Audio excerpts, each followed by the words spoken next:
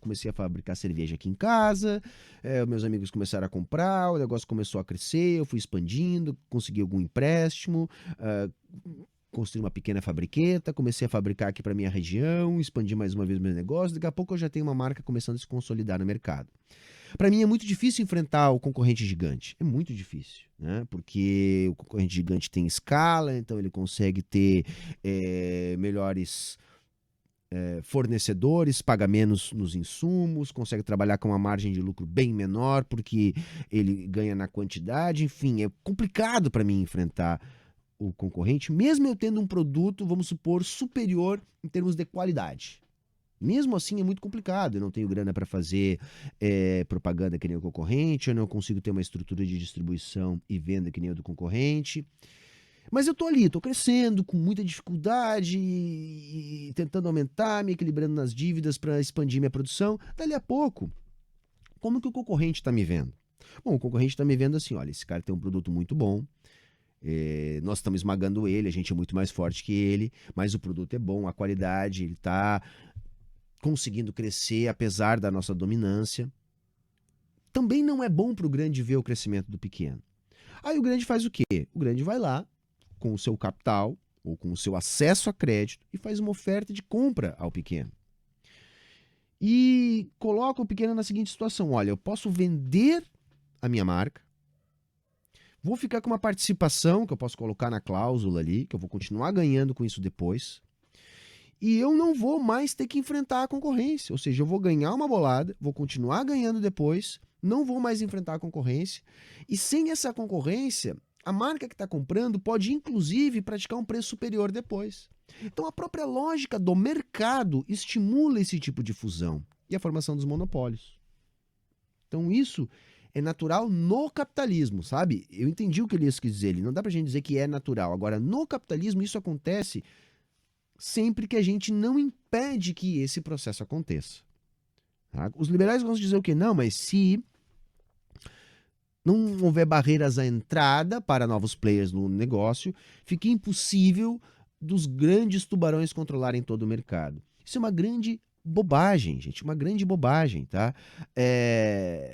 Porque, primeiro, as próprias barreiras à entrada também vão sendo erguidas pela própria lógica do capitalismo. Né? A depender do ramo, essas barreiras significam, por exemplo, uma grande quantidade de capital. Né? Vamos imaginar o seguinte: não, vamos flexibilizar a entrada de players no mercado de petróleo e gás. Saca? Como se todos nós fôssemos membros da família Buscapé lá, né? Que a gente deu um tiro no fundo do nosso terreno, da nossa chácara, do nosso sítio, começou a brotar petróleo e logo a gente vai botar ali, né, uma petroleira, né? Só nós e uma mãe falei. Claro que não é assim, gente. É uma área que tem muitas barreiras, então não funciona. Não funciona.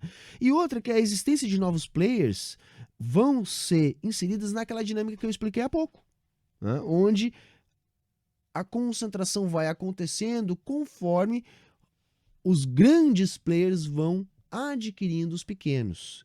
Isso é um exemplo concreto do que aconteceu na cerveja aqui no Brasil com a própria Bembev.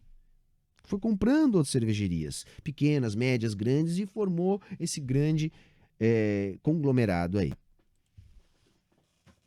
Quando surge a síntese neoclássica, não a visão a visão marginalista econômica, que é a visão neoclássica no final do século passado, né? Que tenta retomar um capitalismo, uma visão de capitalismo a partir da noção de equilíbrio geral, que surge com o Varra, por exemplo, em que é o seguinte: eles remontam o capitalismo da época de Adam Smith, que é o capitalismo da pequena e média empresa, disputando a preferência individual dos consumidores. Até uma definição do pensamento neoclássico pode ser essa, segundo alguns, né? Só que já no final do século XIX é muito evidente o seguinte: que já tinha havido duas ondas no capitalismo, né, de concentração e centralização do capital. Então, no final do século XIX, quando surge essa teoria, as teorias neoclássicas, as teorias marginalistas, esse capitalismo de média e pequena empresa disputando a preferência individual dos consumidores já deixou de existir. O que existia já era um capitalismo monopolista. Né? E no capitalismo monopolista, por exemplo, não tem muito espaço para conversa. Ou seja, é cobra comendo cobra. Né? Então, você percebe na vida das pessoas, por exemplo, hoje, cada vez menos empresas, por exemplo, comandam o mundo hoje. Né? Então, essa noção de lei da oferta e procura, concorrência, livre mercado, na minha opinião, isso não existe, né? Não é a realidade do capitalismo hoje. E uma das provas disso... Não é nenhuma questão de opinião, gente, tá? Vamos olhar para a realidade. Quantas Gigantes, fabricantes de automóvel, nós tínhamos em meados dos anos 80 e quantos nós temos hoje? Hoje deve haver 10%. Porque as grandes foram comprando, as que foram falindo, as coisas vão se concentrando. Quantas empresas fabricantes de aviões comerciais nós temos no mundo? 2. Basicamente 2. Os aviões grandes, né? 2. Quantas empresas nós temos na área de tecnologia, né? Grandes fabricantes, por exemplo, de smartphones. Poucas empresas, gente. Se a gente comparar com o volume de vendas, isso é a realidade do capitalismo, né? Por exemplo, vou pegar no empírico, né, Renato? Ou seja, se é livre mercado no mesmo mundo, se esse é o futuro, né? Por que tem bloqueio tecnológico com a China? Por que um país, por exemplo, um país pode falar que tal país vai ser sancionado, outro não, se o negócio é livre mercado? Né? Ou seja, posso responder? Claro, pô. Aqui, ó, e deu certinho aqui no zero aqui, agora então deu vamos certo, para deu certinho. E eu pausei aquela Mas não falei de socialismo, viu, Renato? Depois aí você volta para esse. Então posso ir aqui agora para Renato? Então essa vamos que é lá. a coisa boa do debate livre, porque vai vindo outros temas. Exato. Mas, bom, primeiro sobre a questão do oligopólio e do próprio monopólio que você citou e que você disse que isso seria a prova de que o capitalismo, de uma certa forma, não funciona, que teria que ter uma outra estrutura de mercado. Então, ele funciona, mas ele funciona assim, tá? Essa é a forma dele funcionar, né? Com verticalização e concentração do capital. Entendi. Não, o capitalismo funciona desse jeito. Mas aí isso é um problema. Você acha que o capitalismo ele é inerentemente ele forma oligopólios, é isso? Renato, eu não trabalho com bonito. Sim, o capitalismo forma monopólios e isso provoca distorções dos preços, tá? Assim, gente, os preços eles são estabelecidos pelo trabalho enquanto tendência, tá? Contudo, existem muitas contratendências, né, que fazem com que, de fato, os preços não correspondam diretamente ao trabalho, embora persigam, né, a questão do valor, né, que é produzido pelo trabalho abstrato. Tá?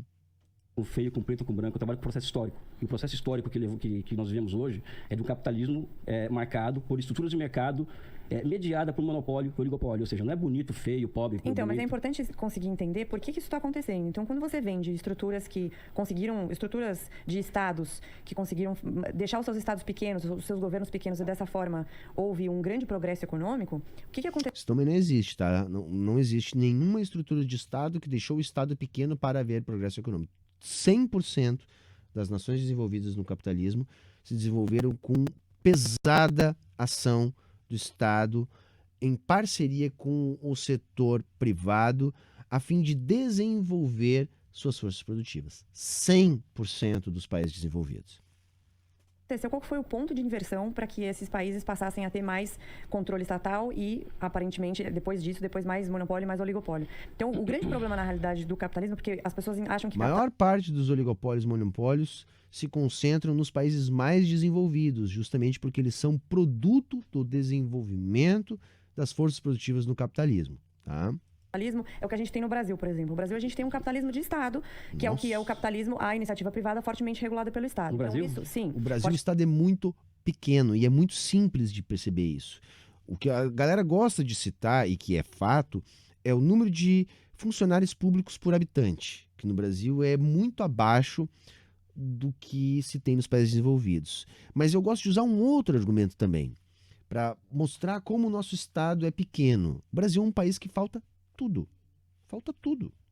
Como é que nós vamos falar em Estado grande se as nossas estradas estão esburacadas, se 90% das cidades não têm saneamento básico? Enfim, falta Estado no Brasil em todos os sentidos. O sistema de saúde dá conta a contento, o sistema educacional dá conta a contento. Entendem? Falta tudo no Brasil. Falta muito Estado no Brasil.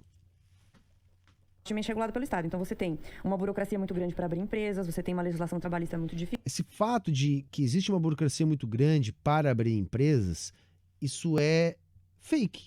Isso é um mito. Eu vou contar uma história para vocês. Certa vez eu fui trabalhar na prefeitura, em Tramandaí, na Secretaria do Planejamento, que era responsável pela abertura das empresas no município. Microempresas, empresas, por exemplo, pequenos microempreendedores, empresas que aderissem ao Simples, tá? quando a prefeitura está bem organizada, só utilizando os sistemas que nós já temos, tá? As empresas no Brasil podem ser abertas em 24 horas. 24 horas. Preenchendo uma ficha simples, você consegue abrir uma micro e pequena empresa. Agora, é claro, se você quer, tá?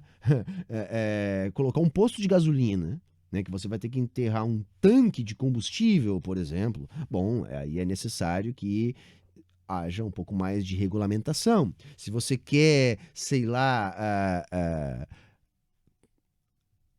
abrir uma mineradora, né, se você quer uma coisa que vai ter um impacto maior, evidentemente, né, que isso precisa ter uma maior fiscalização. Mas, gente, é assim no mundo inteiro, tá? A gente tem que parar de aceitar essas coisas que os liberais repetem, simplesmente porque a gente não conhece como funcionam as coisas no Brasil direito.